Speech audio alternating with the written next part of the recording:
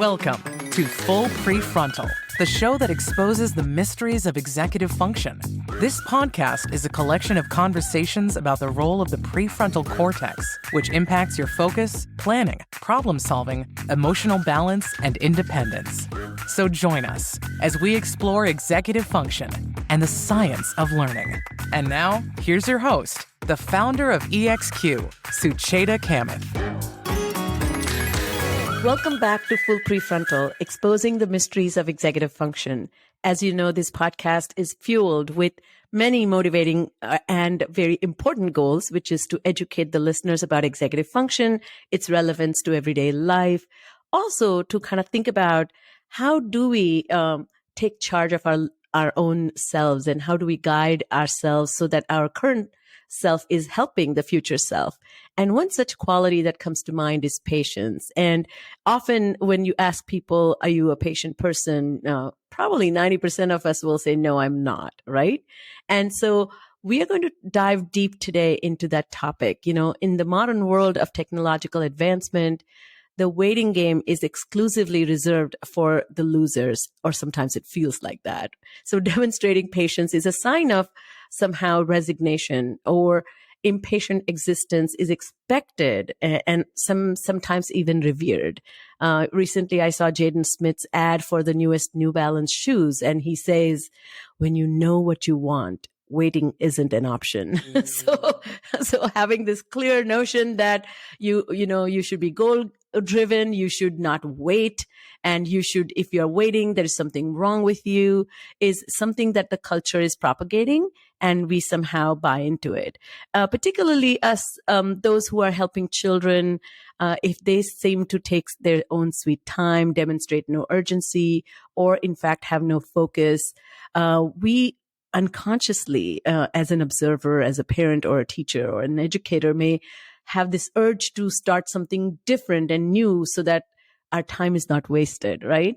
So why do we feel so impatient? And is impatience and patience a science worthy of studying? Well, I will tell you, yes, it's a science worthy of attention of our guest today.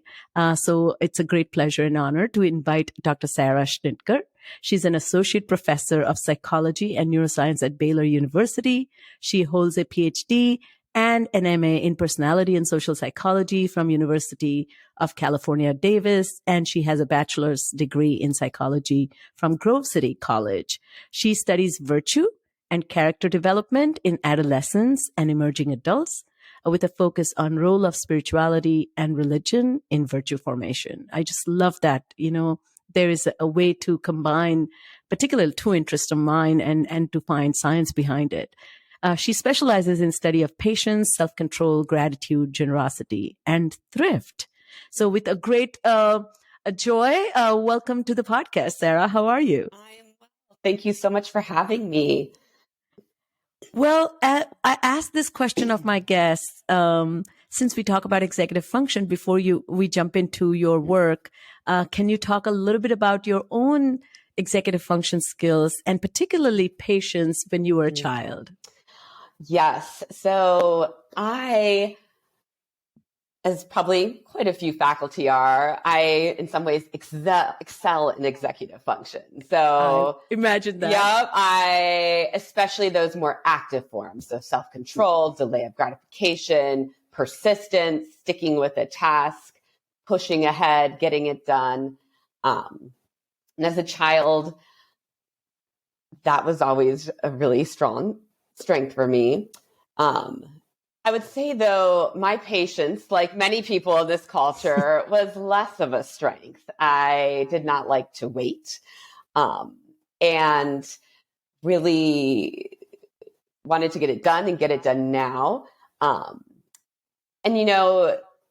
think my most interesting part of my personal story is actually in my early 20s. That is when I really learned the value of patience. So I have some chronic health issues, something called cyclic vomiting syndrome, which is as horrible as it sounds. Really? Yes. I'm so sorry. It's pretty rare.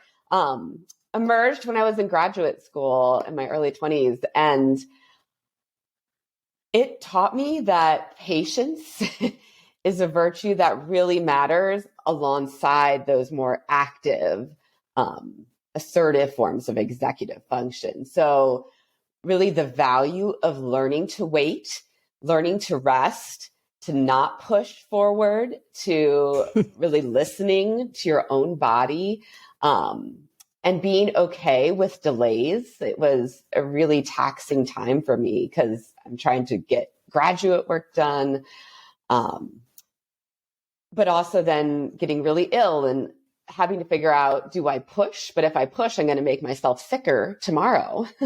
Or do I wait, work a little less today, and then be able to sustain my productivity and my long-term goal pursuit? So it is something my health issues have forced me to actually practice.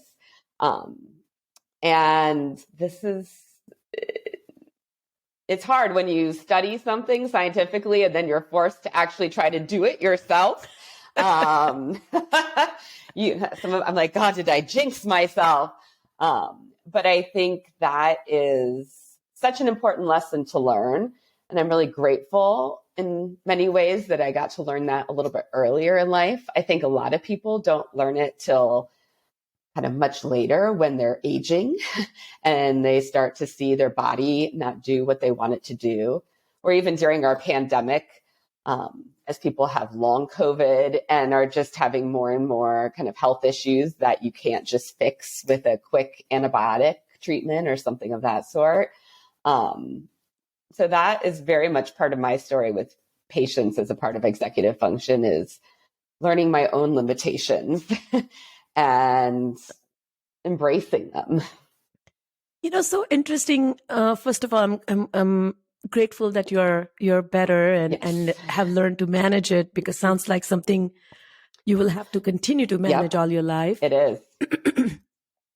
So this is an interesting thing about patience, and I would love for you to maybe first define for us. But I feel that patience is a virtue. However, culturally, it gets kind of a bad rap. It does. It almost like it is equated to waiting. But what I understood from your work is it's a lot more than waiting. Yep. And I do want, maybe you can make a cultural commentary. Why do we look down upon patience and not revere it as our ancient wisdom says we should? Yeah. Well, I think, and David Bailey Harnett actually argues this, that since the Industrial Revolution, and I would say it's gotten even worse since the information revolution and our technological revolution, we have come as a culture to believe that any type of suffering or waiting means we failed. Our technology has failed us, and just through better technology and technological innovation, we can overcome all suffering or waiting, and there are some people who actually believe that will ultimately happen. So kind of the transhumanists actually do believe, right? They're out there. They actually believe we will get rid of all suffering and waiting. But I think that's actually, there's not that many people that ascribe to that. And I think most humans, when they really sit back and think about it, the things that are most important in life, like deep relationships, spirituality, these things take time to develop. And that is actually part of our core human nature, is to learn to suffer well. And most religious systems, spiritualities have this as a component. Right? Buddhism, life is suffering, is one of the major tenets. Yes. And you also see this in the monotheistic traditions of suffering is something you do that other prophets have done before. And I think all of our consumeristic society also pushes us towards this, that you have a problem, there's a solution you can purchase. Instead of realizing sometimes when you have a problem or a suffering or waiting, it really is a matter of you who has to change. And that there's actual dignity and growth that can happen through these hard experiences. And I think our medical system acts this way as well, right? We look for technological innovations for health and kind of forget about the whole person in the way we practice medicine and all kinds of things. So yes, it's very, very interesting how easy it is to buy into that philosophy that we failed if we have to suffer or wait or be frustrated. That's just not the case. Unbelievable. So I think it just now reminds me that being fast, being productive, and being fast, being not just busy, but being really something at creating something substantial or achieving goals by setting them out and working towards them is the narrative that we are really all about. So our productivity is literally measured through actions and results, not patience as an action, because patience almost implies inaction. Yes. Right? Yeah. So can you define it? What is patience? So patience is the ability to be calm in the face of frustration, adversity, or suffering. And when I talk about patience as a virtue, I say it's doing that for good reasons, for moral ends. So it is seeing that there is something worthwhile in the world. And as you are delayed in pursuing whatever this good thing is, you don't get inordinately saddened or depressed or angry or irritable as it takes time to get where you want to be. And we find with patients in our psychological research that for participants, sometimes it is really about waiting in line or waiting in traffic, right? But that seems to be one particular type of patients, which we call daily hassles patients. And that kind of patients, does predict well-being outcomes, probably matters for your kind of physiological reactivity and your health. But as far as kind of other well-being outcomes, it's actually not as important as some of the other parts of patients. So we also see that there is a domain of patients we call interpersonal patients. And this is really important for relationship outcomes and for loneliness and how we are supported by others. So can I be patient with my spouse as for the 100th time he does the thing that drives me nuts, right? Or right. I have a big smile on my face because I recently saw a cartoon in the New Yorker where there was like, all the fireworks are going out at the dinner table when everybody's celebrating and saying, hey, you have finally said the joke 100th time, the same joke. So I can see totally having, particularly with your spouse and listening to that story, once again, as if it is brand new and engaging in this pretend smile because other people haven't and you want to be respectful, but that requires a lot of patience, right? That's interpersonal patience. That's interpersonal patience. And even another example, any parent knows that interpersonal patience is required to parent well. Children are their own human beings, even though we sometimes want them just to do what we want, to realize this is a human who, especially young children, is learning how to regulate their own emotions and doesn't necessarily have the language or other types of capacities that an adult has. And so how to interact and actually nurture good development in another human, that requires an incredible amount of patience when you're dealing with a temper tantrum or the same fight with your kid every day if they're an adolescent. It's that interpersonal patience is so essential, and it gives you that space.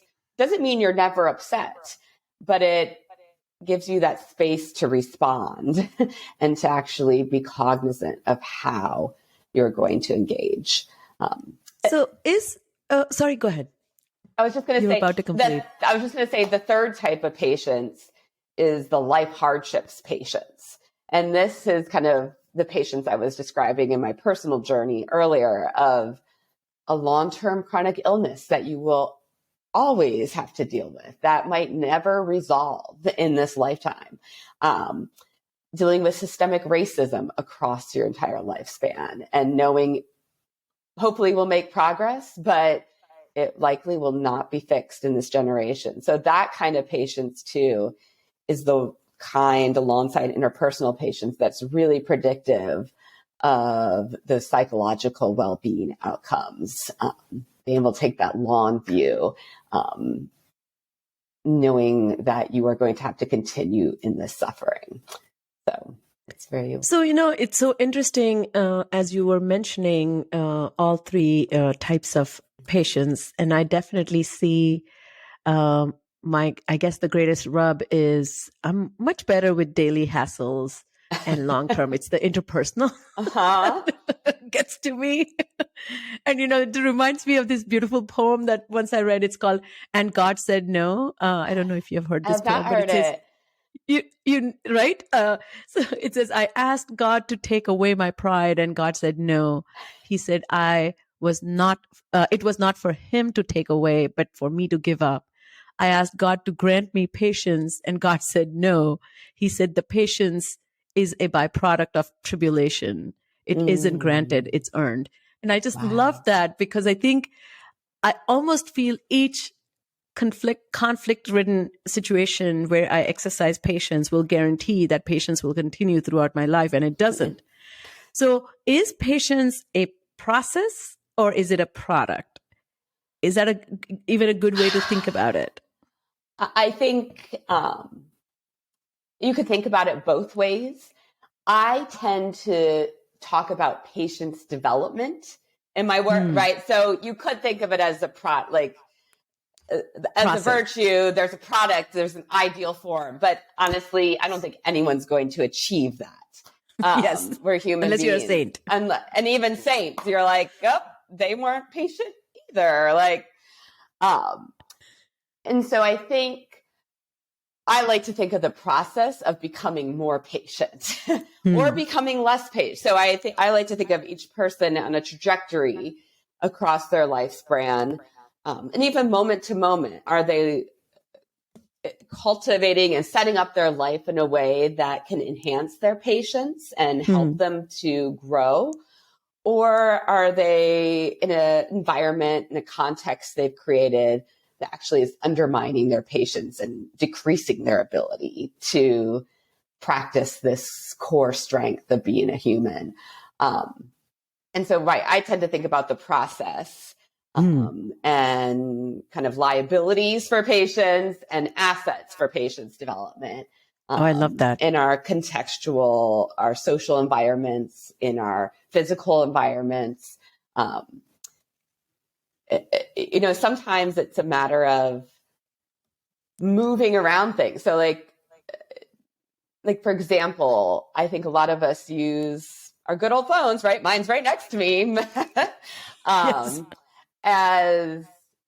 Yep, exactly. I'm like, we've both got them right here. I forget what the number was. The number of people who sleep with their phones in their bed is like way higher than you would hope. But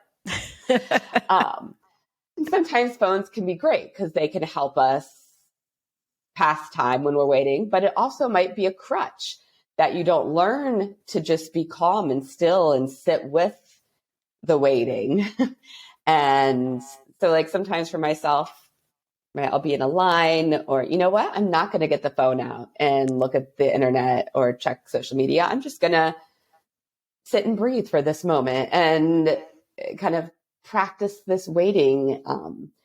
And I think, there's ways you can think about how you engage the world that can help you cultivate patience or undermine it. I think the real important thing you pointed out for me through the work that I kind of started reading your work is one, patient is a absolutely worthy virtue Yes. to engage in. Absolutely worthy, rather than, because I used to think so much about productivity and really efficiency, and pursuit of efficiency definitely made me more impatient, because it's almost like a barrier to become efficient. Right. So showing patience is almost like not committing fully to goal attainment. Right. So can you talk a little bit about, you have a great way to measure it in a experimental setting, Yeah. but also this is such a good insight for people to cultivate. Yes. That patience also can be a parallel goal to pursue. Yes. Not just the goal that you're pursuing. Right. So, and this is something kind of in my early work on patience, I knew we had to address pretty quickly that there's these myths about patience. So I think so many people think patience is passivity, that is just giving up, being lackadaisical, lazy.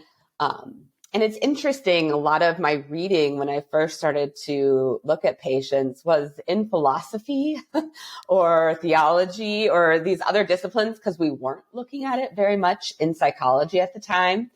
And what I quickly realized is that in philosophy and theology, if you go back to kind of some of the older guys way back when, they actually, so like Aristotle has this idea of the golden mean in virtue development, that for virtues like patience, you can have a vice of excess and deficiency. So we typically think about the deficiency of patience. So not enough of it, and you're impatient, you're reckless, and you're pushing forward and overly emotional, like just, right? We all know that feeling. But especially kind of the Desert Fathers and the Christian tradition really talked about there's also too much patience, and that is a vice. That is not a virtue. So is it like a sloth? Yes. Sloth is, so, and the word they would use is acedia or acedia, which is translated as sloth. But it's more than like just laziness. It's also really disengagement, that you are so apathy, right? And really what happens is the goal becomes so hard that you just give up. Right. And we've seen that, right? Someone who, it's resignation, that, you know what, parenting this child through temper tantrums is too hard. I'm just going to let them do whatever they want and not try to actually help them grow well and develop their own emotional and self-regulation, right? Right. So patience is really at that golden middle where you don't become overly emotional and dysregulated, and you don't start to like lash out, but you also don't disengage, that you can sit with that discomfort and that not quite there yet, but still trying, and just kind of embrace that we're in the middle and we're not going to be done. We might suffer for a little while. I might continue to put up with the frustration. And so as I read about this idea, I said, okay, so scientifically then, when we look at patience, right, it should be distinct from assertiveness, and it shouldn't be associated with passivity. And that's indeed what we found in our early work, that the measure of patience we created, it actually was independent from assertiveness. So just because you're patient doesn't mean you don't actually go and ask the person to do the right thing, or actually stand up for justice, or set boundaries with other people, right? So we would not call someone who is allowing their abusive boss at work to continue to treat them poorly. If they're patient, they would be able to be calm during this, then maybe go talk to HR. So it is not separate from taking assertive action, but it is having kind of that equanimity and that presence of self to decide what to do, instead of being emotionally driven to do something that you might regret, or to just disengage and allow that abuse to be heaped on you. It reminds me of this development of emotional agility. I mean, Yes. that there is that period where things are uncertain because you have to be patient for HR to do its filing of papers. Yep. And your boss continues to be obnoxious. Well, you have to tolerate that. Yeah. But you also don't want the boss to know you're complaining. So Right. it is an incredible tense conditions in which you have to exert your patience. But apathy or disengagement will be, this job doesn't matter anyways. Why bother? Or aggression would be to say and walk out on the job, Right. which you very much need. Yes. So sounds like an incredible emotional maturation process. Yes, exactly. And really, emotion regulation is such a key skill that I argue is one of the key things to develop to have patience. There's others as well, but that agility, the ability just to, first of all, be aware and identify your emotions. So Absolutely. yeah, you can't really start to regulate them if you don't even know what they are. And then to be able to practice kind of those different skills to help you regulate as you navigate these types of situations is really important.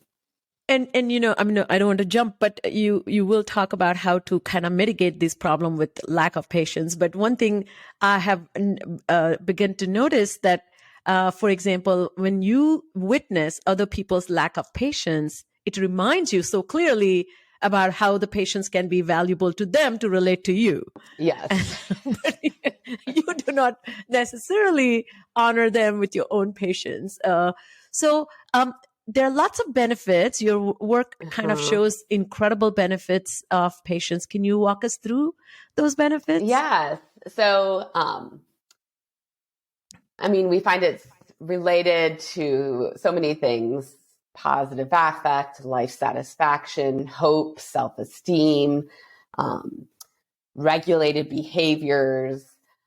You were mentioning goal pursuit earlier. And actually one of our studies, and actually studies we're conducting right now, we actually looked at this idea is like, is patience going to undermine your goal pursuit? So as a person who's patient on particular goals, are they actually going to fall prey to the sloth, the acedia, just not progress and move forward? And we actually found that is not the case. So in one study, we looked at college undergrads across a quarter of their academic semester, and asked them, okay, for this semester, what 10 goals are you working on? And then we asked them all kinds of questions about each of those goals. So how patient are you in the pursuit of goal 1, goal 2, goal 3? How much effort are you exerting? How meaningful is this goal to you? And how much achievement are you experiencing on this goal? And we followed up with them every 2 weeks. And what we found is that across time, when people were more patient, they actually exerted more effort 2 weeks later. So Wow. it really seems, and they actually had more achievement. And there were these even bi-directional relationships. So you're patient, you exert more effort allows you to be more patient. And so it was really exciting to see this process play out, that contrary to, I think, some of our gut intuitions as people in the United States and probably other Western contexts, that patience will undermine your effort, and actually facilitated that goal pursuit process. And we're finding this now as well with our lab, some studies. My grad student, Juliet Ratchford, is going deeper and creating more robust measures for these kind of goal pursuit studies. And we even find that patience, how people pursue their goals with patience really is negatively correlated with their more reckless pursuit, and also correlated with less passivity. So we're really seeing the theory play out in how people pursue their goals, which I think is just really helpful for me because, right, I love to pursue goals and be efficient, and to say, no, stop. actually over efficiency is bad, that using patience, even though I think it's good in its own right, but it also actually helps with the long-term other goals I care about. And that my gut intuition is wrong and pushing ahead too far is not going to help me. As I was listening to you, I grew up in India, and part of history lessons was, of course, India's effort to gain independence from Commonwealth. And Mahatma Gandhi's, Ahimsa movement, the nonviolence movement, was such a symbolic of this process that you're talking about. And it absolutely was, of course, every part, whether we did literature or history or, a community service, this was like a common theme. And it just made so much sense. Culturally, there is a great emphasis on patience.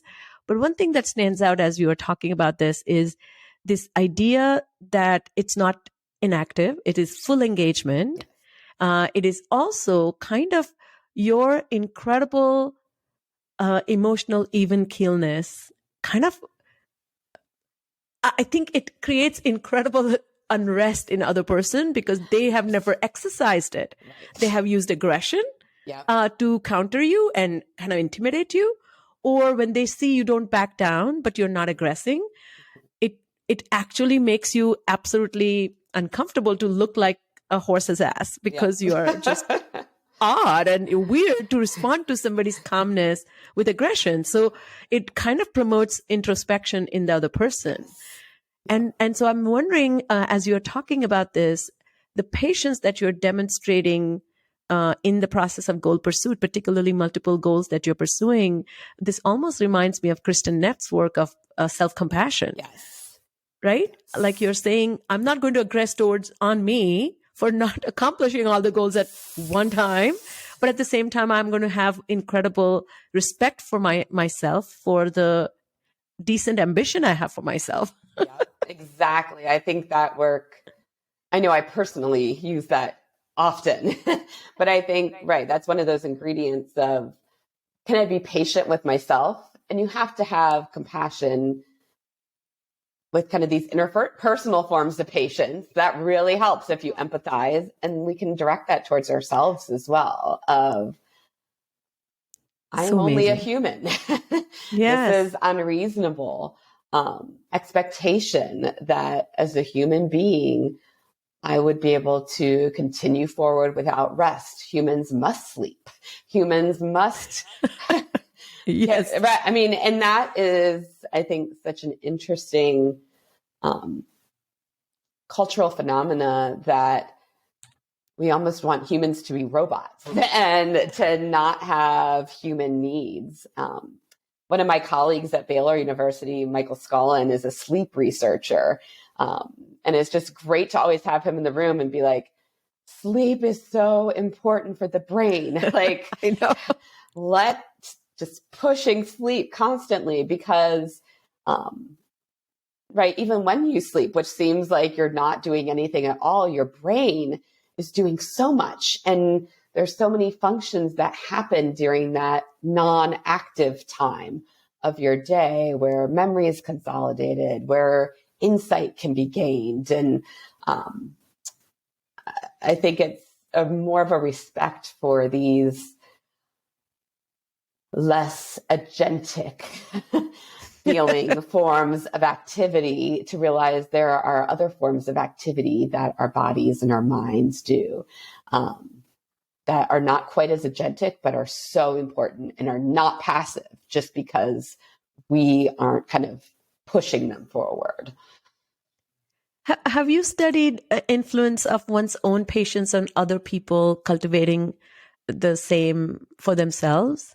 We have not. I would love to do that. I think it would be so fascinating to do kind of like almost a social network analysis. So yes, right, because we do find this like with other virtues like gratitude, that like you can create this upward spiral in a group. So I start expressing gratitude to my spouse, that builds bonds. They might actually start expressing it back to me. And you kind of have this upward spiral. I expect, I would hypothesize that we would see that with patients. So, right, spouse is a great example here. I'm more patient with my spouse.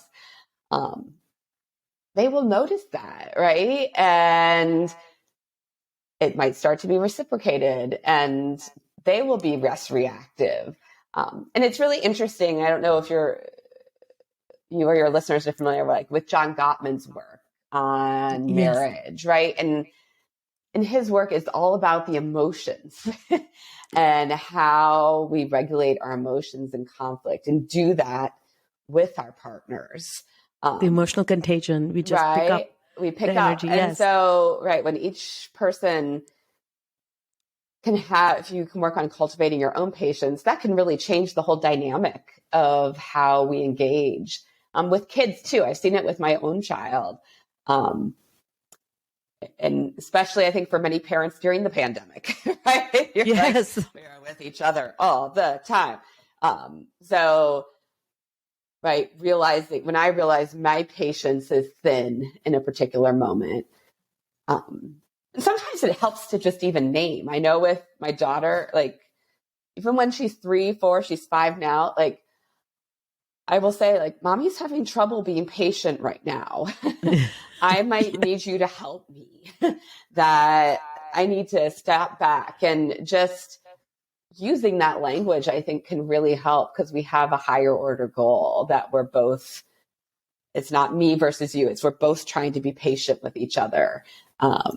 And having this kind of language can be really helpful for those moments.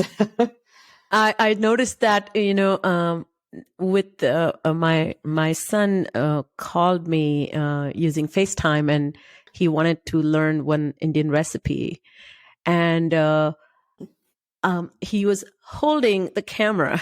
This was literally nothing big, okay? It was not even about the recipe, but the way he was holding the camera was half the pan was not in the view. And I saw myself getting so annoyed with the way he was holding the camera. And I completely lost the perspective that here is a young man trying to cook. He called and he wanted to actually learn something instead of just kind of, offering that support and just learning opportunity. Here I was criticizing the camera holding, which is something very hard when you're cooking. And so I just told him, can you call me back in 2 minutes? Yeah. And then I got up, I washed my face, and I took the FaceTime again. And I said, I'm going to try being very patient. And it literally changed. Didn't matter how he held the camera. I just said, when you have a moment, can you adjust the camera? And boom, it changed the way we interacted with each other.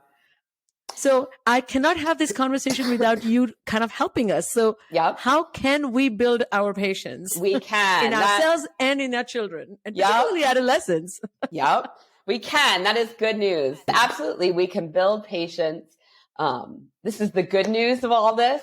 And we weren't sure when we started, right? We, as a scientist, I want to see, it could be that patience was something some people just have and others don't. But I had an inkling early that, I think this is something you can cultivate, because you see throughout history that there are people who have intentional practices in their life, and those seem to be working for them, and somehow they become more patient. So it's a lot of our early work, right? Wanting to see, are there interventions? Are there activities that we can do to build patience? And across our studies, I find I kind of have, they're not easy steps, but kind of 3 steps I've identified that I use often to think about how to build my patience, and how others can as well. So I call it the identify, imagine, and think as the 3 steps. So identify, we mentioned this earlier, just identify is about first realizing what I am feeling. So in your example of the camera being off center, to realize I'm frustrated right now. And I'm frustrated because this stupid camera is not centered and it's not showing me the pot. It's not showing me the pot. Like, right. And once you name that and identify it, that in itself takes you a step back and says, what's going on here? And you might even, it sounds like you reflected, like, this is maybe a little silly that I'm so upset about this. So then what you want to say is, then let's now imagine this situation in a different way. So we know what's happening. I'm getting frustrated. And I heard you do this even in your example of, well, I can reappraise the situation. It's really hard to cook and hold a camera. Like, let's think about this from the other person's perspective. So engage in some perspective taking, or imagine kind of what are the benefits of this. So really, we call this in psychology cognitive reappraisal, and learning to think about the situation in a new way that will help to alleviate the emotional burden of the situation. And there's a lot of research showing this is one of the most effective ways to regulate emotions. But then that third step of thinking, it's thinking with your purpose. This is the step I think a lot of people forget. Yes. And this is something I think you need to do even outside of when you're frustrated. So something we need a reason to want to be patient. So we can identify our emotions. We can do reappraisal, imagine the situation differently. But why am I even trying? Right? So we need a higher order purpose that provides deep motivation. So with your son, it would be kind of loving him, maybe. Right. I have a purpose as a parent to cultivate him, help him develop his executive function, to make him a contributing human being to society. For some people, their purpose even involves spiritual activities to help him know and love God or be part of the higher order of the universe, right? There's these higher levels of meaning that those can be really diverse for what those are. So some people it's in traditional faith and religious traditions. For some people, it's very much personal spirituality, but we all are spiritual people. And maybe it's about environmental. I mean, we all have these really big ultimate concerns in life. And what we find is that, and we're still testing this, how this works exactly. We don't have it all figured out with our science, but the theory is that when you're able to activate on a regular basis these higher order purposes, and then connect them to your daily suffering and your interpersonal encounters and your long-term life hardships, this gives you kind of that that energy to keep sustaining the practice of patience. So can I ask you a question about this particular step? It's so important because I think this cannot be activated until you have some regulation of your emotion. Yes. Because if you're losing your marbles, you cannot really see a purpose. The purpose is to get angry and school that person, right? I mean, I was so hung up on the camera blocking the pot, which if I didn't see, I couldn't help him. And I was getting a little righteous that, look, here I am to help you, and you can't even help me to help you. You know, I mean, I was getting all that, which is such a tiny example. But is this purpose, I mean, I can see the layers of purpose, you know, like I can take aerial perspective on my own life and its meaning. I can take a perspective as a mother who's trying to help young men cook. I could say I'm a decent human being who should be helping people because it's their need, or I should be just a nice person and not be such a witch and for a small situation, right?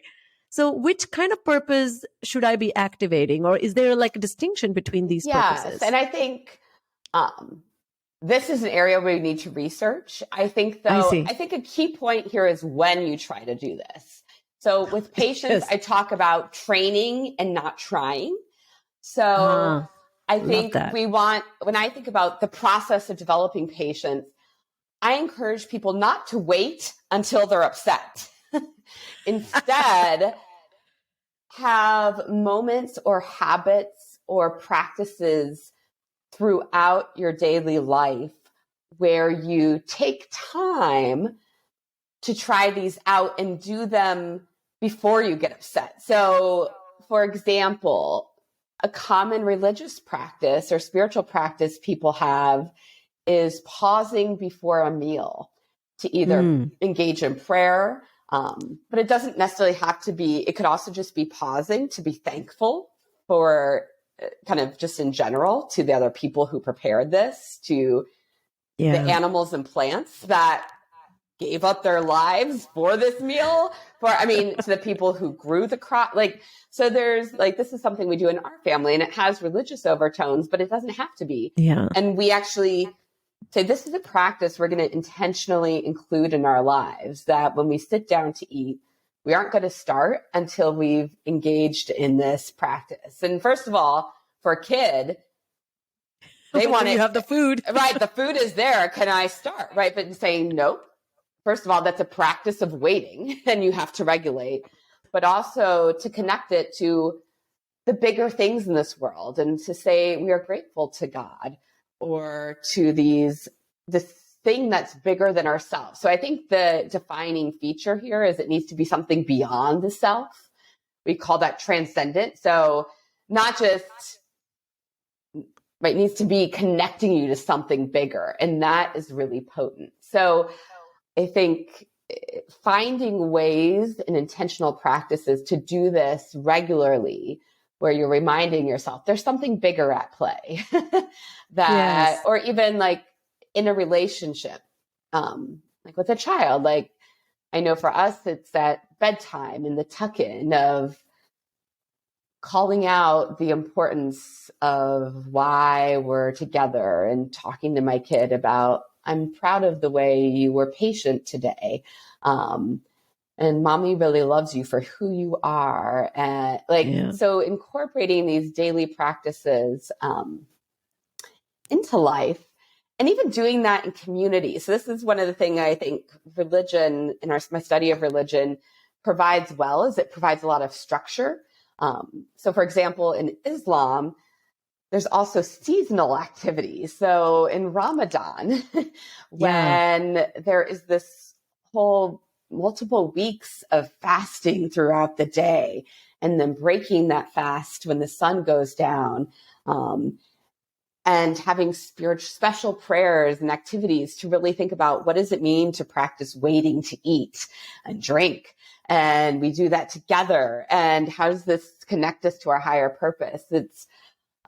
We have data right now. We are analyzing it as we speak. My postdoctoral researcher, Merve Balkaya Inche, in Ramadan this past year, we actually conducted an experience sampling study with adolescents. So that means 3 times a day, we pinged them as they were fasting or breaking their fast, and looked at kind of, how patient are you right now?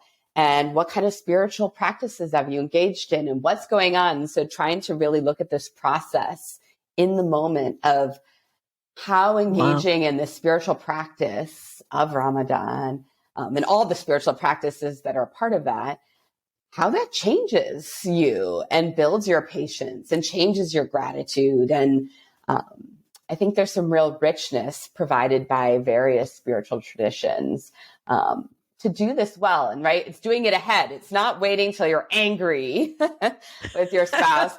It's trying to give yourself the opportunity to build this muscle of patience, and doing the workouts. So that way, when you need that strength in the moment, when your emotions are high and you're hot, you want to just scream, you've practiced, so you're ready for it. Oh, that's so brilliant. I grew up in India, and my mom lives with me, and I've mentioned her many times on my podcast, but she fasts at least 2 days a week. And 3 days sometimes. And I fast once a week, and one time a week, my husband and I, we take no food, and we fast together. And yes, those kinds of bonding mechanisms of just having this understanding you're going into this day and you will not be consuming food it's such a good understanding. So if you are feeling hungry, you know the solution is you will not eat. and that kind of having clarity really helps, because it's not that you're hungry and then you start looking for food and you get irritated, which is what most often happens to me when I'm hungry. And then my husband reminds me that you haven't eaten only for 4 hours, so just chill. But as you were thinking about this, a story comes to my mind. When my son was 10, he and I went to Barnes and Noble because Lemony Snicket, you remember him, in a series of unfortunate events. So he was coming to sign his 7th book. That was it was all the rage in my house. And we waited. We went there after school at 4:00 in the afternoon, and we didn't get his book. He didn't sign the book until 1 a.m.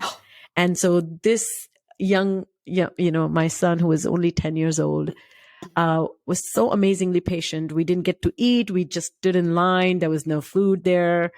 We looked through the aisles and we had amazing books. And fast forward, 10 years later, when he was in college, he went to, Columbia in New York City, and Saturday Night Live tickets were going to be, they were going to be available. And then he and his friends stood in line in the middle of winter for 23 hours and they got the ticket. So I feel like, okay, good. Sometimes patience can actually help you if you have cultivated it over time, and it can become a lifestyle. It can become something that you learn to wait for good things and teach yourself to entertain yourself, kind of figure out ways to create a little, a little protective layer on the streets when you're sleeping the night there, So yeah, I think you make such a good point that it should be training, not trying. I really think it's a profound statement. So Sarah, thank you for your amazing insights. Before we end this conversation, you are an inspiration. So I'm curious, what is it that you're reading recently that has inspired you, or you recommend that our readers explore it as well? Well, so the book that got me into all of this work is a book by David Bailey Harned called Patience, How We Wait Upon the World. Love it. Right. This is how I got into it as a grad student. I had just started with Bob Emmons at UC Davis, and I was getting ready to go home for Christmas break, and he hands me this book. He says, "You should read this. This could be interesting. No one's looking at this." And he's a Christian moral philosopher, and just makes this argument of how we have abandoned patience in our society. And he talks particularly about Christian theology and philosophy, but it's broader kind of for a lot of Western culture, and especially the US. So I think that's a really interesting work, kind of seeing the history of how this was much more important and kind of fell out of favor. Another book I really enjoy on patience, well, it's kind of on one of the vices that we talked about. It's called Acedia and Me, or Acedia and Me by Kathleen Norris. Oh, wow. And she really connects kind of the spiritual aspects of this disengagement, sloth, disenchantment with the world, and helps us think about how patience can help us stay engaged spiritually, stay engaged in quest for justice and goodness and love. And it's just a really kind of personal journey she has with some of this kind of struggles with this feeling of ennui or acedia, but also some really wonderful reflections spiritually that I think she writes come from more of a Catholic tradition, but I think really transcend a variety of spiritualities it's just really lovely work. Beautiful. Well, I have I ordered the first book that you told after listening to you and you're reading about your approach to your work, but I have not read Kathleen Norris's book, so that's going to be on my list. Well, thank you so much for joining us today. And if you loved what you heard, please share this episode with your friends, your family, and spread the joy and invite them to cultivate the habit and this virtuous quality of patience together. I can only imagine if all of us make this commitment, what a beautiful world we will create for ourselves. So thanks again for joining us today for this wonderful conversation, and stay tuned until the next episode. Bye-bye. Thank you for listening to Full Prefrontal, exposing the mysteries of executive function. To contact your host, Sucheta Kamath, and learn more about her work on improving executive function, visit her website at exqinfiniteknowhow.com. That's www.exqinfiniteknowhow.com. Tune in next week for another informative episode of Full Prefrontal, hosted by the founder of EXQ, Sucheta Kamath.